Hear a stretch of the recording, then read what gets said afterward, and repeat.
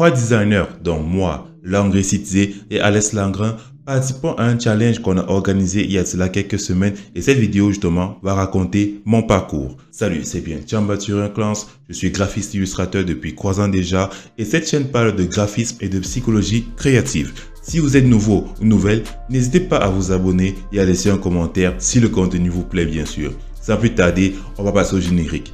Bien que je suis un peu en retard, mais vous connaissez le retard et tout. Bref, générique.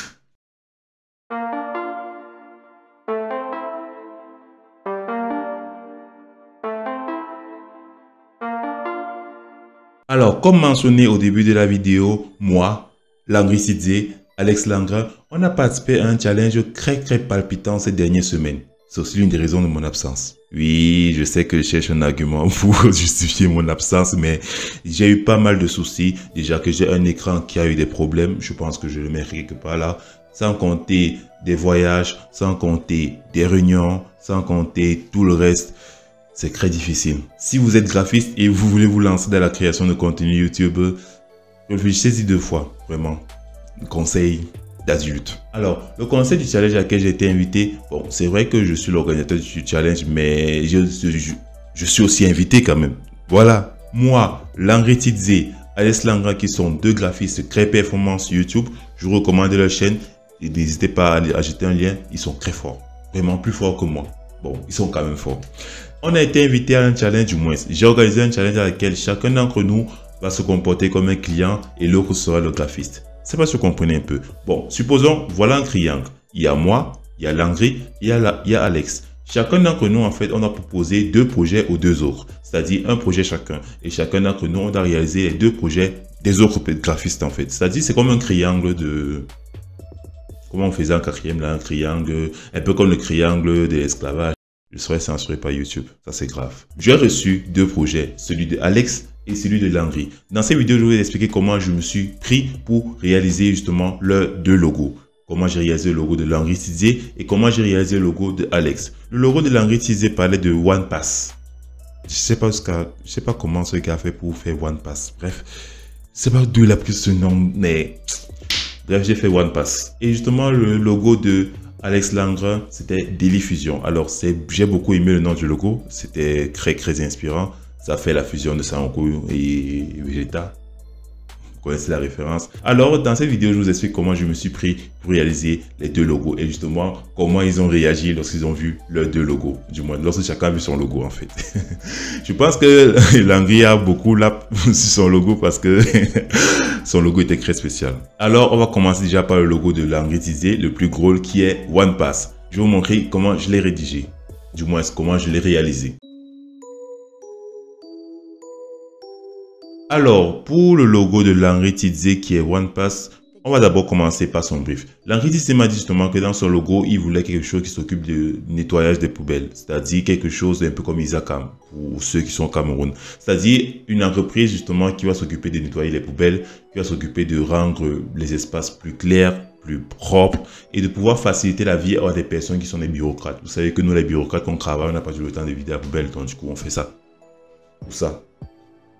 Alors, One Pass, c'est une application, ou bien c'est une entreprise qui s'occupe justement de nettoyer les poubelles dans les endroits bureautiques. Je pense que c'est ça son concept. En gros, c'est un Isakam des temps modernes, c'est-à-dire ils nettoient et ils apportent un aspect clair et un aspect bel environnement en fait dans un espace de travail. Et justement pour procéder à ce logo, je ne me suis pas cassé la tête en fait. J'ai vraiment fait un logo qui relève sur l'aspect comique parce qu'il voulait vraiment quelque chose qui fasse rire. Alors dans ce logo, si vous remarquez bien, j'ai pris une poubelle vue de profil. Lorsque une poubelle vue de profil, la plupart des poubelles qui sont, vous voyez les poubelles mobiles là, c'est ça que j'ai pris comme référence. Des poubelles mobiles justement qui sont inclinées, qui sont poussées vers l'avant, c'est-à-dire des poubelles qui se déplacent, c'est-à-dire une poubelle qui se déplace justement. Étant inclinée, on remarque facilement le 1 et on remarque facilement le rond qui est en bas qui forme le 0, d'où le One Pass, la poubelle qui passe. One Pass. En fait, je ne me suis pas cassé du tout la tête pour ce logo, je suis allé vraiment très simplement. Très simplement. Et voilà un peu, voilà un peu les réactions. Non, ne rions pas. Vas-y que vous allez la voir. Ne rions pas. Ce que est censé représenter ton truc, le 1 Je sais pas. C'est un que tu as voulu incliner avec le haut Mhm. et les flèches. Bref, en fait, je ne retrouve pas l'aspect comique et illustré que j'ai demandé. C'est un peu pour ça que je demande ce que c'est censé représenter, quoi. Bon, moi, personnellement, ce que moi je pense du logo, en fait, tu as fait le dormir. Pour moi, le nom était assez complexe et le prix était aussi assez complexe. Je vois ce truc comique-là parce que quand je regarde les lettrages, tu vois, les lettrages sont un peu espacés Mhm. et les lettrages sont plus arrondis, tu vois, Ouais. qui montre un peu ce style de comique-là. Si par exemple tu arrondissais encore les bouts des lettres, tu vois, ça pourrait être encore plus comique. Maintenant, si tu, par exemple, si tu travailles encore un peu plus sur le logo, peut-être en le réutilisant, Il doit répondre à la question, bien c'est que tu es en train de faire le pitch. Tu as répondre à la place au moins. selon le logo, moi, je n'ai pas de problème, tu vois. Le Mhm. logo, bon, c'est vrai, comme il dit, c'était complexe, mais je n'ai pas vraiment le problème. Mon problème est beaucoup plus au niveau du symbole. En fait, le symbole est un peu plus grand que la signature. C'est juste ça. C'est vrai qu'à première vue, c'est vraiment gros. On se demande que qu'est-ce que c'est ça. Mais j'espère vraiment qu'ils ont apprécié. Bon, du moins, je pense qu'ils ont apprécié. Ils m'ont fait quelques critiques, mais ils ont apprécié. Si vous aimez ce logo, n'hésitez pas à le mentionner en commentaire. Et si vous avez des critiques, bien sûr, par rapport à ce logo, n'hésitez pas aussi à le mentionner en commentaire. Et abonnez-vous. J'insiste sur ça. Sans plus tarder, mon mot fétiche, bien sûr, nous allons passer à la deuxième proposition, c'est-à-dire au deuxième logo qui concerne le logo de Alex Langren, qui est Dailyfusion. Alors pour Dailyfusion, je n'ai pas voulu trop me casser les couilles, déjà que je suis assez buzzy comme ça. Dailyfusion, justement, dans son brief, il a précisé que Dailyfusion c'est un restaurant d'où l'art culinaire en fait se rencontre. C'est-à-dire un restaurant, on va dire, qui a des saveurs internationales, c'est-à-dire la cuisine de l'Inde, la cuisine du Japon, la cuisine du Cameroun, la cuisine du Sénégal, la cuisine des États-Unis. En fait, qui puisse avoir tous les plats et les saveurs culinaires du monde dans un seul endroit, c'est-à-dire un aspect unique, rempli d'aventures où les personnes curieuses de connaître à quoi ressemble le monde de la cuisine puissent s'y retrouver. Alors, pour ce logo, je ne me suis pas vraiment cassé les couilles, vraiment, je le répète encore. Alors, comme vous le remarquez bien, Dailyfusion, c'est écrit déjà de manière calligraphique, on va dire de manière un peu dessin ou un truc comme ça, comme si c'était l'entrée d'un cycle, mais justement j'ai mis cela exprès parce que je voulais justement que lorsqu'on voit des diffusions, on ressente cet aspect jovial, cet aspect aventure, cet aspect conquête en quelque sorte, parce que quand on parle des diffusions, c'est pour conquérir les plats du monde, conquérir le héros. Justement, dans des diffusions, il y a ce logo qui est très simple, il est typographique, je ne me suis pas cassé la tête,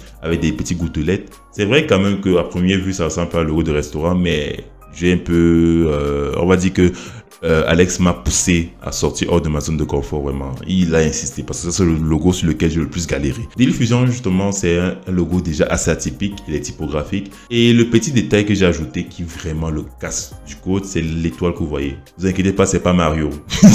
Vous n'avez pas devenu invincible en voyant cette étoile. Calmez-vous, vous n'avez pas l'étoile de Mario. Justement, j'ai mis cette étoile parce que je voulais symboliser ici la fusion et l'unicité du restaurant. Justement, lorsqu'on se fusionne, ou bien l'étoile, c'est le symbole de l'union, c'est le symbole de la puissance, c'est le symbole de l'unicité. C'est pour dire qu'on se forme et on forme un. D'où l'étoile en fait. Et la flèche qui est derrière l'étoile, c'est pour dire que c'est pas une étoile filante. C'est pas, vous n'avez pas fait de vœux ici. Non, c'est pas une étoile filante. Justement, la flèche derrière l'étoile, c'est pour montrer l'aspect aventure, l'aspect que l'étoile parcourt en fait de monde. Bon, j'ai pas voulu faire une terre pour vous faire tout cela. Et je pense que je vais l'expliquer bien sûr devant les réactions. Regardez. Alors déjà, voilà le logo proprement dit déjà là. Tu m'as même fait découvrir une nouvelle sorte de cuisine. Hein. Je ne savais pas que le genre de cuisine existait. Quelle cuisine? Les cuisines fusion là, non?